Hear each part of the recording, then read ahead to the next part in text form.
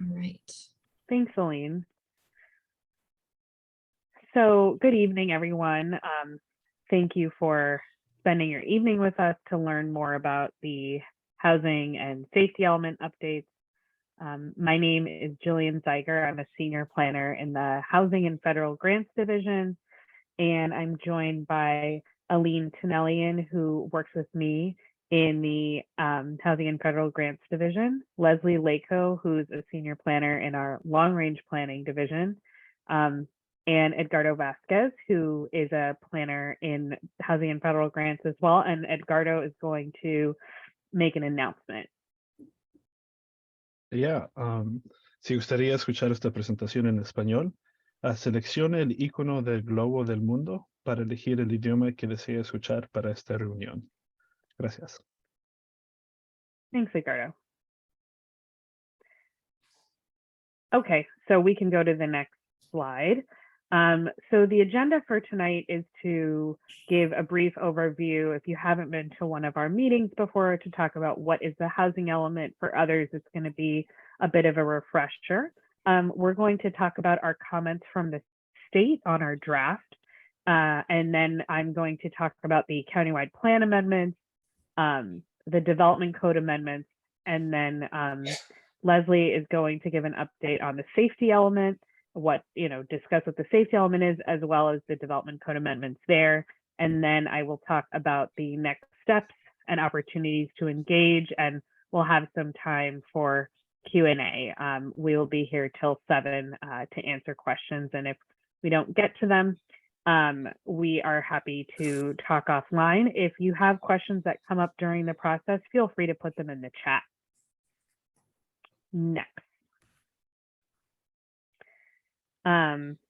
So Aline is going to give a high-level overview of the housing element for those of you from the public who may be joining us for the first time.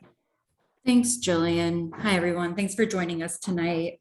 So yes, this is a reminder for those of you who have already attended one of these sessions, but the housing element essentially is a component of the general plan, and for the county, that's called the countywide plan.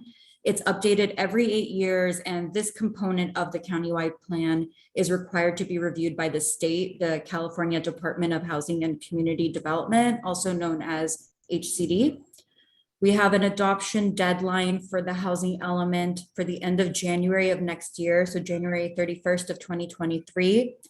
And the housing element we're going to discuss tonight pertains to the unincorporated areas of the county. Each individual jurisdiction is required to complete their own housing element. And then also, just to contextualize as well, the county's housing element unit goal for the next cycle is at least 3,569 units, and it's about 14,000 for the county as a whole. This slide provides an overview of the major components of the housing element, beginning to the left with the needs assessment, which includes a review and analysis of demographic trends, as well as housing market trends, in addition to the needs of special needs groups. The next section is affirmatively furthering fair housing, which is also known as AFFH. This is a newer component to the housing element and requires the housing element to be reviewed in the lens of affirmatively furthering fair housing, which means to ensure that the housing element provides fair housing choices for all. And this is achieved through an analysis of the housing sites and their locations, as well as the programs and policies to promote what are called meaningful actions. The next section is the sites inventory. This is the actual location of housing sites that are designated for units across all the income levels. And last but not least, we have programs and policies, and this is essentially the implementation plan of the housing element. And some of the major components are listed on this slide here, including increasing the availability of existing units and affirmatively furthering fair housing. This slide provides an overview of the programs that are required to be aligned with state law, which includes by right zoning policy. I think a lot of you have heard this term before. Jillian's actually going to talk about it a little bit later in the presentation. And this would essentially apply to sites that have been identified in previous housing element cycles. Other programs include incentivizing affordable housing production and streamlining county development timelines. I think many of you have seen this map before. This is the candidate housing sites for unincorporated Marin, and essentially shows that there are housing sites located in virtually every community of unincorporated Marin, again, with the goal to provide fair housing choices for all residents in the county. We also wanted to provide a quick overview of the consequences of non-compliance. Beginning with the top bullet here, HCD has a new what's called Housing Accountability Unit. And this unit is tasked with not only reviewing jurisdictions through their approval process of the housing element, but also monitoring the implementation of the housing element itself. Other consequences that have been noted include losing access to funding opportunities such as road and transportation funds, in addition to other housing funds provided by the state, like permanent local housing allocation dollars and other matching funds that the county has received to date. Another consequence is the possibility of a lawsuit from the state, which the state has recently done in Southern California, like in Huntington Beach. There's also, we would also require the jurisdiction to update their housing element every 4 years as opposed to every 8 years, in addition to the responsibility to plan for additional units. This slide provides an overview of the timeline. We are currently in the middle bottom bubble, the 5th bubble of this cycle, of this process. So as Jillian's going to talk about in the next section, we've just received our comment letter back from HCD on the draft housing element that was submitted this summer. And we're now preparing for the winter through Planning Commission and Board of Supervisor consideration for final approval of the housing element. Jillian. Thanks, Celine. So I'm going to talk a little bit about our comments from the state, which is abbreviated as HCD, the Housing and Community Development Division. Next slide. So our draft was released for public comment on June 1st for a 30-day period. We received over 140 comments, and these were incorporated into the subsequent draft that was sent to the state on July 19th for a 90-day review. And HCD returned comments to the county on October 17th. Next. So over 10 Bay Area jurisdictions have received comment letters from HCD, and we have been tracking them kind of as part of our process. So while fair housing was a main theme in other comment letters, Marin County received minimal comments on this section, and I'll discuss them on the next slides. Affirmatively furthering fair housing is a big focus in this housing element cycle, and a clear line between analysis and outreach with policies and programs and meaningful actions must be made. And most jurisdictions are struggling with that. We also received no comments on outreach and participation, while other jurisdictions received substantial comments about this area, specifically with special needs populations and fair housing outreach. Other jurisdictions received substantial comments on sites, including assuming SB 9 will substantially meet RENA requirements, and we aren't demonstrating that. There was also just a lack of concrete programs from other jurisdictions. They didn't have timelines or deliverables associated with it, and we did not receive comments like that. Next. So what comments did we receive? Our main comment areas included needs assessment, constraints, resources, sites, and policies and programs. And the overarching theme in all of our comment areas was a request from the state for additional data or clarification of data, and to provide additional analysis of that data. So we are pleased with the comments from HCD, and in our conversations with the state, it looks like we are on track to meet the statutory deadline. Next. So now I'm going to talk a little bit about the countywide plan and the development code. Next. So what is the countywide plan? You know, the countywide plan is really the county's vision document, and part of our work is updating the housing and safety elements.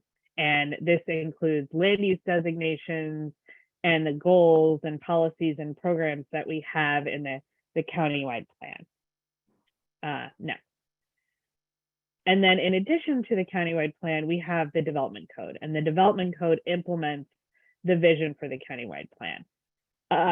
So Title 22 is the county development code, and it contains really the requirements for zoning, development standards, and processing projects. Next. So why do we need to make changes to the countywide plan? It's a good question. In order to fulfill our programs and policies in our housing element and fulfill our RENA numbers for our site list, we're making specific changes to the countywide plan to ensure that.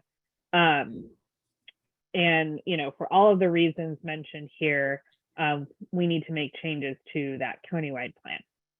Now, so I'm going to go through some of the changes to the countywide plan in a little bit of detail. So the first policy limits development to the lowest end of the density range.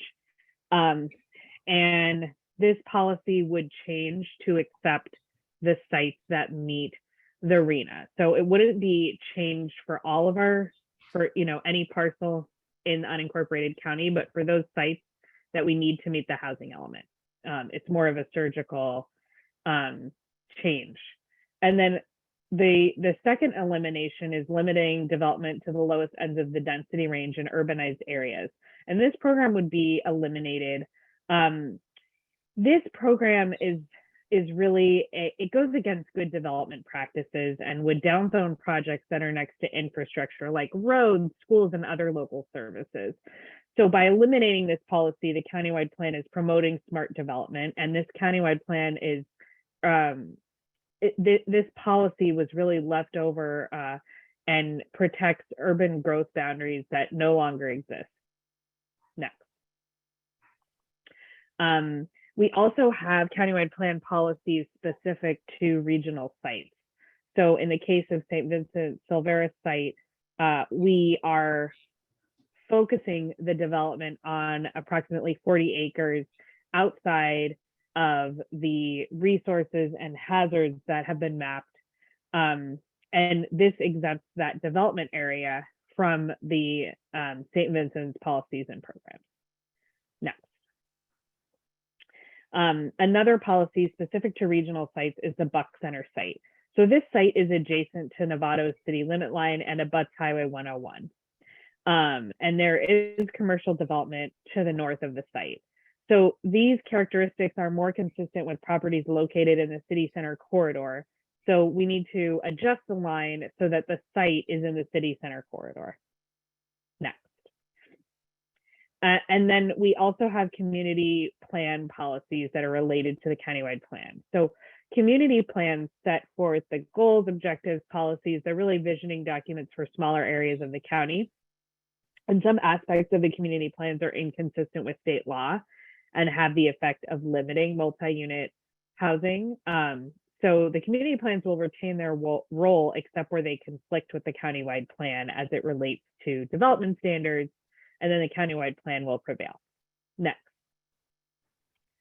So now I'm going to go through some of the HCD requirements. So one of the HCD requirements is for default density. So to be considered viable for the purpose of supporting affordable housing to lower income households, the property must be zoned to support at least 20 dwelling units an acre. And that's what we're referring to as default density. So for example, if a jurisdiction has a default density of 20 units an acre and the zoning allows for a range of 20 to 30, the zoning is considered appropriate. The county may want to consider higher densities to accommodate the unincorporated area's increased RENA and to encourage affordable housing and efficient use of limited available sites. Next. This HCD requirement is around by right for previously used sites. So in order to include sites used in previous housing element cycles that weren't developed to meet the current RENA, the county must take additional actions to ensure the viability of those sites. So these sites include vacant sites identified during 2 consecutive prior RENA cycles and non-vacant sites identified during a prior cycle. And these sites must allow by right approvals. And that means that if a project provides at least 20% affordable units and requires no subdivision, the project is exempt from a review under the California Environmental Quality Act, also known as CEQA, and only design review based on objective standards may be required. Next. So here's an example to walk through the recommended rezoning now that you have an understanding of default density and by right. So this site is illustrative and it doesn't exist in the county, but as you can see, with wetlands and some steep slopes, only a portion of the site is developable. The developable area in orange is 4.5 acres. So if we use 20 units per acre as the density, 90 units would be allowed on the site. A portion or the whole site will be rezoned with a maximum or minimum density in order to achieve the RENA number associated with this site. So in this case, it would be a smaller zoning envelope and clustered development, which is, a smart way to do planning in order to create that achievable RENA number. So I'm happy to answer some questions later, but I am going to hand it over to Leslie to talk about the safety element. Hi, thank you, Jillian. So the safety element is the part of the countywide plan that includes our policies and programs related to public safety, and especially environmental hazards. Next slide. The reason we're doing the safety element along with the housing element is because it generally makes the county safer, which makes it housing safer. So, the policies in the safety element will really improve hazard safety countywide. The policies also have specific development requirements so new housing is constructed more safely. And then we also have policies for equitable protection from climate change hazards and other hazards. So that also makes the county a much safer place overall. Next slide. Now the safety element, there are new state requirements that the safety element has to be updated every 8 years along with the housing element. The focus of those requirements is on climate change adaptation and resilience. And the first step that is required as a part of this process is to assess the county's vulnerability to the impacts of climate change. So we prepared a vulnerability assessment almost a year ago now that looked at the county's vulnerability. That's online on the safety element website.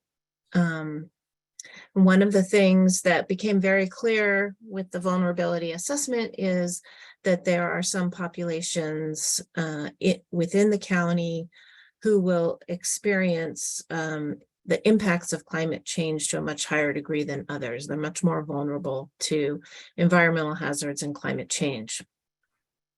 So the draft safety element really emphasizes equity and the needs of vulnerable communities. Next slide. The existing safety element per se, we didn't really have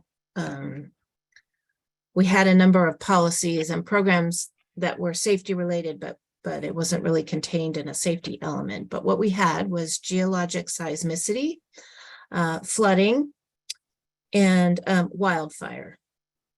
And we're adding a new policy area on equity as it relates to environmental hazards and climate change impacts. The wildfire section is much more robust now to deal with the impacts that climate change has in terms of the intensity and propensity of wildfire. We have a new section on disaster mitigation, preparedness, response, and recovery. And then we have a new section on climate adaptation and resiliency planning. And that section addresses sea level rise and severe weather, extreme heat, and drought. The safety element is in draft form. A public draft was released June 1st, and we received public comments on that and made changes accordingly. On June 2nd, we sent the safety element, the draft, prior to our public comments, of course, to the Board of Forestry, which is the board that oversees CAL FIRE. So CAL FIRE staff reviewed that and they got back to us with comments. There was some back and forth. Ultimately, the Board of Forestry did approve our safety element on September 22nd of this year. And then we went back to the Planning Commission and the Board of Supervisors with a revised draft on October 11th. So that's where we're at right now. We also have some development code amendments related to the safety element. Next slide. So the Bayfront Conservation Combining District is part of our development code. It's a district that combines with other zoning designations, sort of like an overlay. And it was created primarily to protect habitat, public safety, and view sheds. We are amending that to really address protection of people, property, and habitat from sea level rise. Next slide. The Bayfront Conservation Combining District, or the BFC, is shown here in gold. So as you can see, it doesn't cover the entire shoreline. It only covers the shoreline where unincorporated county meets the bay shoreline. And it only addresses the bay shoreline, not the coast. So the gold area here is the BFC. The blue hatched area represents 3.3 feet of sea level rise. And the area that is addressed in our amendment is where those two areas intersect. So in some areas, 3.3 feet of sea level rise covers the entire BFC. In other areas, it only covers a portion of it. But that intersection is where we're focused, where we're focusing these amendments. Next slide. What we're trying to do with the amendment is to include sea level rise planning measures for new and habitable development only. And one of the things that's in the safety element, one of the new programs, is directs us to identify sea level rise scenarios that are consistent with the current state guidance. And we were not specific in the safety element because the state guidance changes rather quickly. Our development code is much more agile and is updated more frequently. So what we're specifying here is that we address an area that's covered by 3.3 feet of sea level rise. And that is consistent with current state guidance. We're also requiring that the siting of new development, that new development is sited as far upland and as high as feasible on a property. And where shoreline protection projects are proposed, we're requiring that nature-based measures be assessed, and only if they're infeasible will we permit hard shoreline structures such as seawalls. And that, of course, is because there are adverse environmental impacts from seawalls. They cause erosion on neighboring shoreline areas and where they're in place as well. And then finally, we're requiring disclosure of the risks and liability of developing in those sea level rise areas that were designated on that map. And with that, I will hand it back to our housing team. Thanks, Leslie. So I'll talk a little bit about next steps. So we are going to address our HCD comments in an annotated final draft. We are also going to meet with HCD to review those changes. And then we have a board hearing on December 6th to finalize our sites list. And then we're going to prepare our public draft for adoption with hearings at the Planning Commission and the board in January. So we have some more opportunities for public input. We have our draft EIR hearing. That's a workshop with the board and the Planning Commission. And we just recently had to change this date. It's actually November 16th. And if you're on our mailing list, you will receive a notice about that. We're also presenting at First 5 on November 17th about housing elements and beyond. So we're talking about what happens after the housing element has been adopted. And then, as I said, the site hearings on December 6th. And then we also have a couple more community workshops next week on November 8th and 10th, all on Zoom. They're going to be very similar to this one. We chose to do it geographically so that we could organize it for different areas of the jurisdictions, but all are welcome to attend. Next. So now we are available for questions and comments. And if you want to raise your hand or put questions in the box, we will answer them verbally, or if you'd like to make a comment.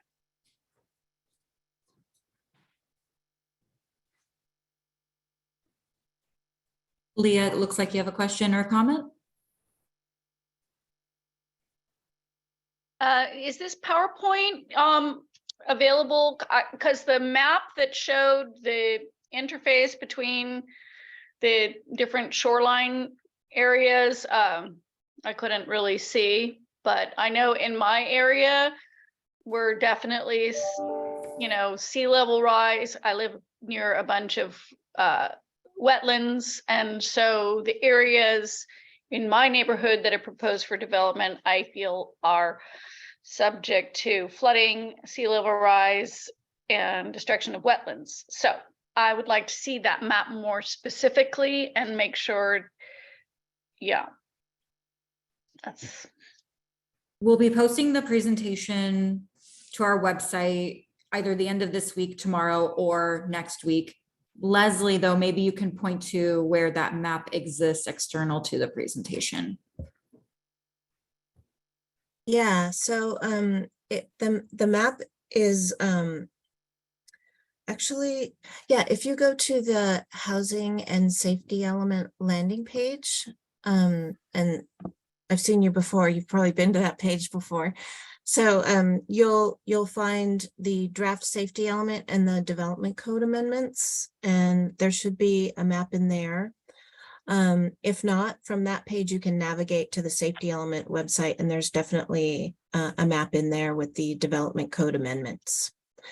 And if you have any problems, just email me and I'll send you a copy. So my email is LLACKO, and then the usual Marin County stuff. So I'm happy to do that.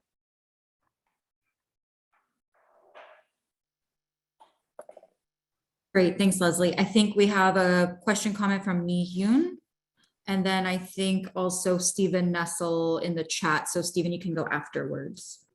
Can you hear me?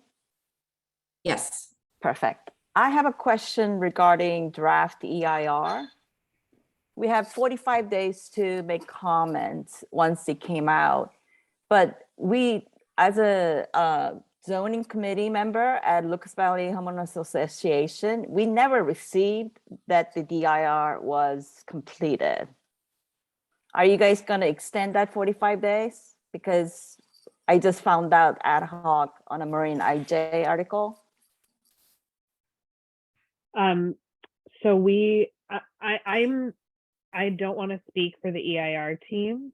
I think that Aline can put their contact information in here. But they followed all the required noticing procedures, and they published that the draft EIR was available on the first day of that period. but they did not send the subscribers out that was completed. Why would you do that? Because I mean, it's a 700-page document and we're gonna need minimum 45 days. Now we only have 3 weeks since I found out about it. Okay, we're gonna put, it's possible, Aline put the Email. email in their chat box. So if you can send them an email. Yeah, I would appreciate that because it's a 700-page plus document and some of the parts are not correct. And that's some of the items you guys discussed tonight. In terms of community plan, we have a community plan, but it's not even mentioned on the EIR. And so forth. I have like a whole bunch of comments regarding that, but I wanted to bring that up over here. Okay, thank you. Mhm.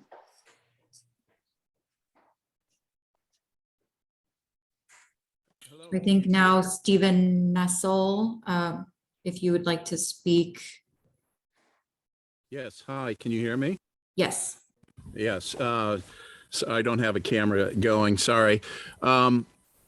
So this is in reference to the EIR and the safety element and also the by right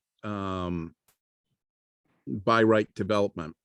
This is one thing I didn't hear. I heard about the sea level rise and other concerns, fire safety.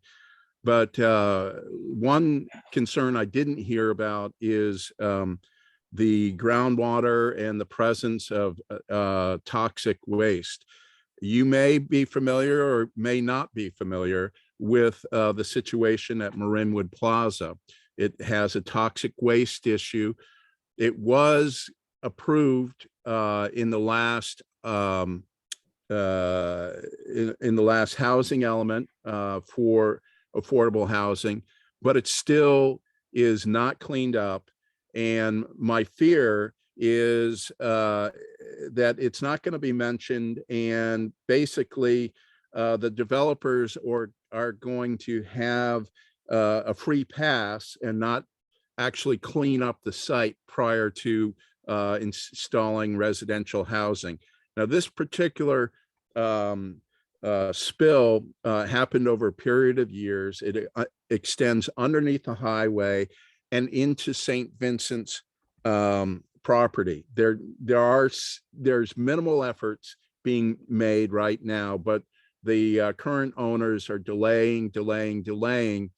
And it seems to me that this is not an issue that needs to be taken seriously. And I didn't hear anything, any mention of it tonight. The other thing I didn't hear mention of, but it really troubles me when, especially in Marinwood, Lucas Valley, when we're taking on the lion's share of all the affordable housing, we're going to have to build new schools. We'll need more government services. There's going to be an extension of water and sewer capacity. And all this building, this is pretty much nonprofit housing, so they're not contributing to the tax base. So, you know, it's nice to have all these plans, but if you can't build it, you have no plans for taxing and getting the funds, nothing's going to happen. Okay, so two issues: the environmental health of these sites. How is that going to be protected under the provisions that you've outlined? And number two, how are you going to provide the community infrastructure that doesn't currently exist for what in Marinwood, Lucas Valley would be about a 50% growth of housing in our neighborhoods? Thanks. Thanks, Stephen. I think that all of the comments that you mentioned are actually a really good comments for the EIR. So I encourage you to leave a message on their phone or write them an email before the EIR deadline. And then, as I said, we're having a board workshop on November 16th to discuss this. So I think these are all really important points to be raised. at the EIR hearing. Aline, we have a question in the chat box. Yeah, Do I'll go you ahead want me and read that out first, and then we can take question from Robert afterwards. So Okay. question in the chat from Ted. From the site inventory list, how would you clarify, or would you clarify how bonus density rules work? As example, if a site is lower income, the state 80% bonus and the county 10% bonus applies, which means the site unit count increases by 90%, correct?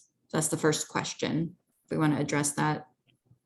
I can address them together. Sure. Okay, so the second one is the developer restricted in a price level for these bonus density units, or can they build or sell above moderate units? Okay. So if a site is lower income, it depends on the percentage of units that are lower income. So the state's 80% bonus is only if the site is 100% affordable. And in terms of increasing the number of units, that could be the case. In the county, it's typically, we've done the EIR assuming a 30% density bonus. And that's because some developers choose to add units for the project to pencil out, but some developers also ask for concessions. So maybe less parking or a taller building, etc. And these are kind of development concessions. And then the developer is restricted to the price levels based on the density bonus that they choose to use. So if they choose to use that 100% affordable density bonus, they have to have a 100% affordable development. So I think that answers the question. Thanks, Jillian. Now we'll take Robert's question, and if others have questions, you can add them in the chat, or you can also raise your virtual hand to ask after. Hi, I wrote a letter to Mary Sackett today, and it has to do with the RENA calculations for the next 8 years. And I'd like to just kind of share what I shared with her. Before this RHNA cycle starts in 2023, Marin County is tasked with finding enough housing sites in the unincorporated areas of Marin in excess of 3,500. And most of the sites which have been found are owned privately, while some are owned by the county. In the allocation of private sites, if any become non-viable in the next 8 years during this next RENA cycle, I'm assuming that it will fall upon the county-owned sites to make up the difference.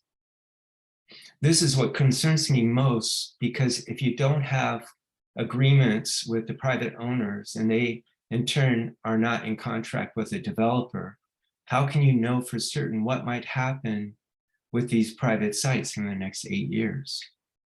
When I talked with Mary, she said that the 2 Jeanette Prandy Way site would be 80 housing units. If some of the privately owned building sites fall through during this next 8-year cycle, I'm assuming that the county will have to relocate them to the larger county-owned sites, such as 2J Prandy Way, to make up the difference. When I'm given a number of units for a proposed housing site, I'm very skeptical. This is because of the unpredictable way of projecting which private owners will actually build their designated number of housing sites and the number of housing sites which will still be needed for RHNA compliance within this next 8-year cycle. And that's what I sent to Mary. Because I just found out a couple of days ago that the majority of the sites are made possible by PNC and the. Okay. I just found out a couple of days ago when I talked with Mary Sackett that the majority of the sites for unincorporated Marin are owned by private entities, private owners. So you bring up some really good points there. And one thing that I didn't mention in this presentation is that we have a provision from the state called the no net loss provision. So in order for us to build all of these units, we have to have the available sites. However, we have done environmental review on the specific, the number of units that are associated with the sites in the list that's available on our website. And the EIR team will go into some alternatives as well. But included in that site list is a 15% buffer. So in the case that these private developers do fall through, we have some additional sites to cover that shortfall. So in terms of Jeanette Prandy as an example, it has 80 units assigned to it.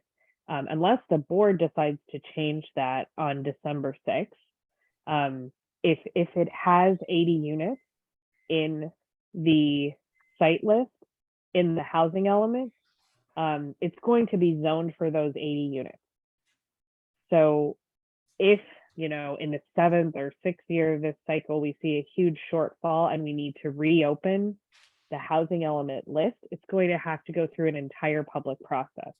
So just because a site is on this site list doesn't mean that we can change the number of units willy-nilly, because we've done, a whole public process and an environmental review process to substantiate the numbers. Well, thank you. Thanks, Jillian. I think I'll pass it on to Leah. Thanks.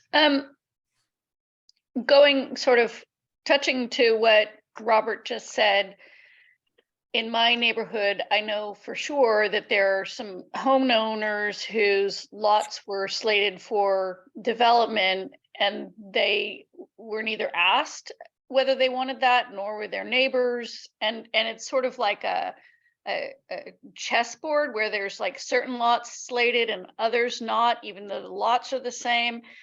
I only learned about all of this after, in like February or March. I think March was the first meeting I attended, where already all of the sites were decided. And I guess what I don't understand is why there's, like, at least in my neighborhood, a checkerboard approach where it's not like a certain neighborhood is zoned, but every other, or, one lot and then 5 lots down another lot and then 5 lots down another lot. It doesn't, in terms of like consolidating development to certain areas, it did anyway. It just doesn't make, I'm not sure I understand really how the decisions were made initially about which lots, and maybe this is, too late at this point to even consider, but it does seem like at least in my neighborhood, it was random as to which homeowners' lots got selected for development, especially because they weren't even asked if they wanted to develop their lots. What do you know, like what sites you're referring to? I can use as an example, in the Black Point area, there's several homes that are slated for development. And I know after speaking with the owner of one of them that she was not asked whether she wanted to have her property developed, and she doesn't, because that wasn't ever her plan when she bought the place. And so, I don't think that you guys spoke to each homeowner in advance of identifying their property for development to see if they wanted it developed. Did you? No, but I'm wondering if these sites have been taken off the list at some point. I'm not remembering. And if you want to email me these sites, I'm happy to provide a more detailed explanation of those specific sites and the development assumptions associated with them. And those property owners can always send in public comments to the effect of, we're not interested in developing, et cetera, because that's important for us to know. Sure. But I mean, it's not, obviously, it's not just the individual homeowner, it's their neighbor as well. Like anybody who has a parcel would like the possibility of subdividing and making a bunch of money, even if that's not what they plan to do during their lifetime.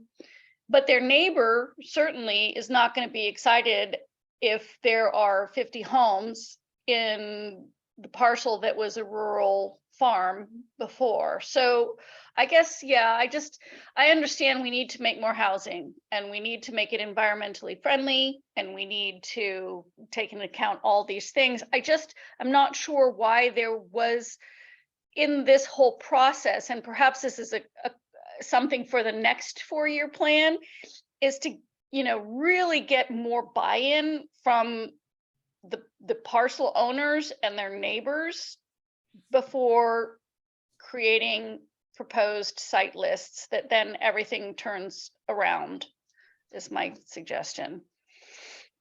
I do want to say, because we're getting some comments in the chat, that if the site is chosen as a housing element site, which hasn't been finalized, it will be on December 6th and it is rezoned. There's a noticing requirement and we will notice the property owner and the surrounding owners.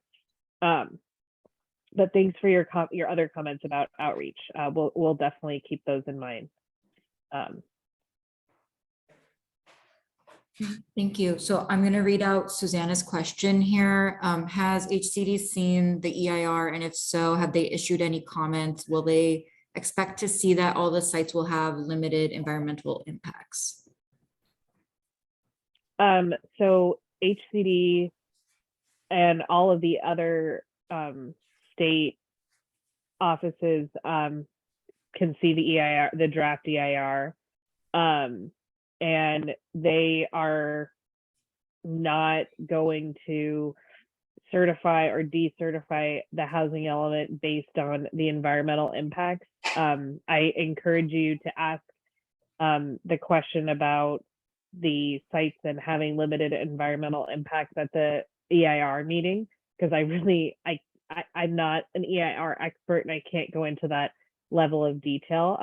But HCD is going to look at the housing element and the development viability of the sites. And if the sites aren't considered developable in the EIR, then that will be reflected in the housing element. Thanks, Jillian. I think there was a comment from Ted that wanted to speak, and then afterwards, Roger, you can speak. Yes, hi. My audio is working, is that right? Yes. Yeah.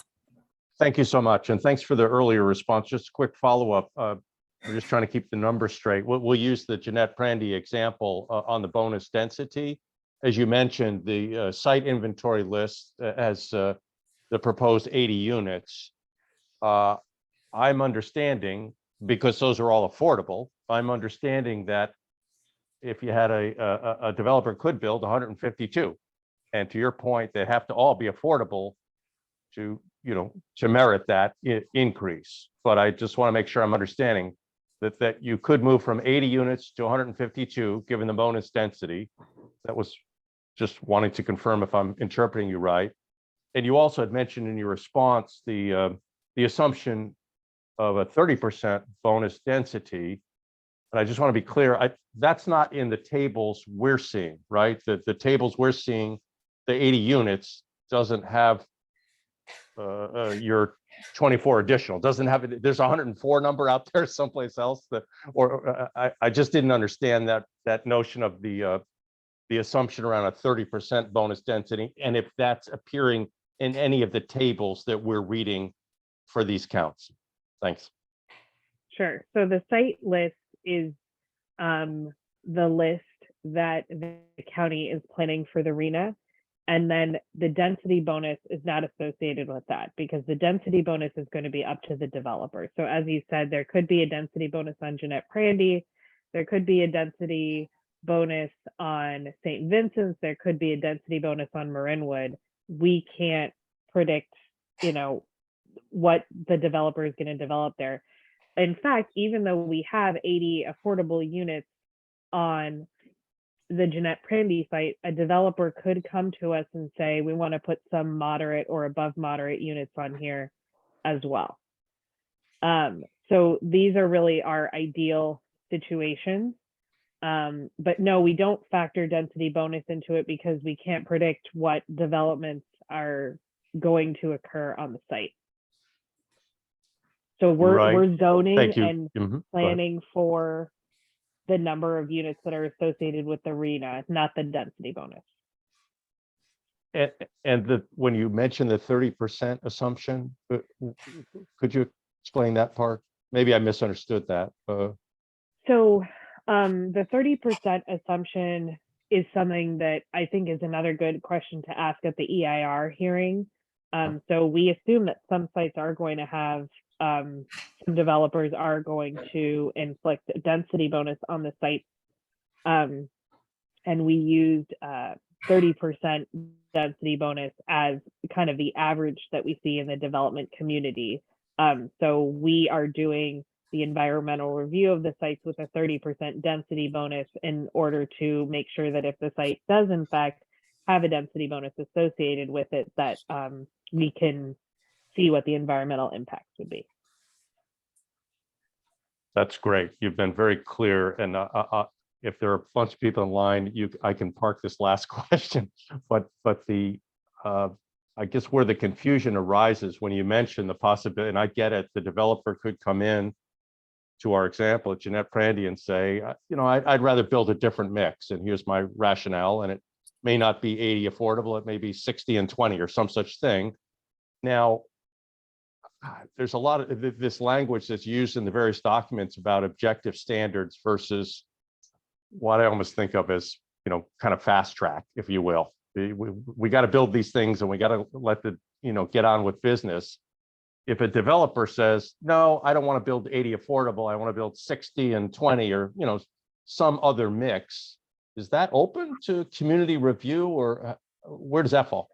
I'll have to look at Jeanette Prandy specifically, because I'll have to look at what the underlying zoning is. But if the developer is going with the zoning of a specific site, and I don't remember off the top of my head if Jeanette Prandy is a by right zoning project, but if it's a recycled site from the past two housing elements, which it's not because it's not a vacant site, or if it's a non-vacant site that was in the last housing element, then it's automatically a by right zone site. So there's no ministerial review, there's no public or planning commission or board of supervisors meetings. However, we have a robust form-based code, objective standards that are a package that's coming with the housing element, and they still have to comply with objective standards. So there's quite a long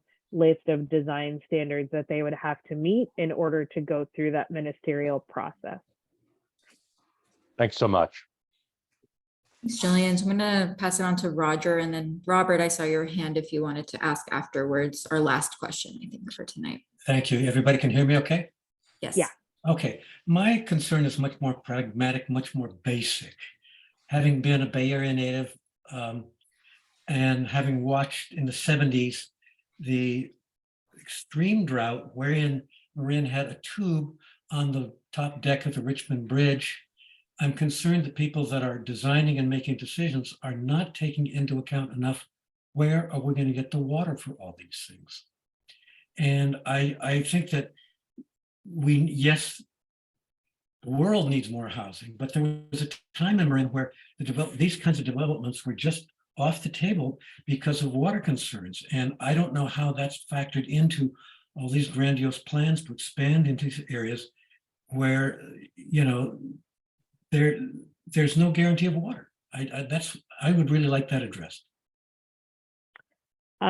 I hate to keep talking about this EIR meeting, but water is addressed in a very detailed and, you know, a very substantial analysis of water capacity is in the environmental review. I will say that we have been working with all of the water districts in Marin County. We've actually also been working with the water districts regionally on water reuse plans. So Marin County is not doing the best job on water reuse. And by that, I mean, we use potable water for our medians, for our golf courses, for our school, and in other areas of the Bay Area, including the peninsula and parts of Sonoma and Napa County, they're using recycled water and seeing a lot more potable water that can be used for development. So I understand your concern. I think it's a concern that's on all of our minds. I mean, drought is kind of imminent, and we are trying to think about, and HCD is actually encouraging us to think about water reuse and more, you know, inventive ways to figure out how we can reuse water. But I do encourage you to look at the EIR in terms of environmental impacts associated with this water scarcity. Thank you. Great. And I'm not sure, Robert, if you still had a question or comment. Yeah, I had a comment about the bonus densities because I think that's where it's a little misleading for the public that, you know, when you say there's 80 units that are going to be at 2 Jeanette Prandy Way, when you start, you know, looking at the bonus densities, and it also depends, from what I've read, that if a project is start in the middle of the RENA cycle in the 4th year, that the developer can take the whole project to HCD and get ministerial approval, get their bonus densities, and you know, to be able to build as high as they want and as far out as they want. You might want to check that out. I know when I talked to Mary Saka about it, she was saying it was the 8th year, but I read where it was the 4th year. But and when that happens, there's no objectivity with us, the people that live in Lucas Valley. We don't get any say about what happens up there in Sacramento. I think what you might be referring to is the builder's remedy. Does that ring a bell? That is associated with SB 330, which is one of the Housing Accountability Acts. And right now, in Southern California and Santa Monica, they're out of compliance. They haven't gotten approval from HCD for their housing element, and developers are coming in and they don't have to go through the same process that they normally would. Yep. So one of the reasons that we are working diligently to make our statutory deadline is because we know that developers are looking in high resource areas, and Marin County is one of them, to use this builder's remedy. So it's something that we're definitely keeping track of. And if we meet our statutory deadline in January, it's a risk that we can avoid. Yeah, but isn't HCD going to be overlooking this during the 8-year cycle? They're not going to just trust that you're going to get this all done by 2031. Okay, go ahead. Yeah. I mean, they are overseeing the process, but as long as we have a compliant housing element, unless there are new state laws that come about, they can't intervene. We have to go through our development process, whether that's a by right zoning process or ministerial or a discretionary review process. Yeah, because what I read, I'd have to find where I read this, but they said that in the 4th year, if you have not been showing compliance, let's say Marin has not been building out, you know, some of these sites, then there's a possibility that developers could go directly to HCD for ministerial approval. I haven't seen that. I'll have to look that up. I've been reading so many different things. Yeah, but I do encourage you to look at the builder's remedy, because that sounds like I've what heard you're of that. talking about. Yeah. Thank you. Thanks. It looks like we're out of time. I think what we can do is go back and look in our chat, but there was one question about, can you confirm that HCD will approve the housing element without consideration of the project EIR? A program level EIR is required, and that's what we are presenting with the housing element. So if there are any other questions, it looks like Aline has put our emails in the chat box. And once again, I encourage you, there are a lot of questions about the environmental review today. So I encourage you all to attend the hearing on November 16th and get your comments in for the environmental review. But thank you all so much for attending and for your really great questions. And have a good night, everyone. Thank you, Night. everybody.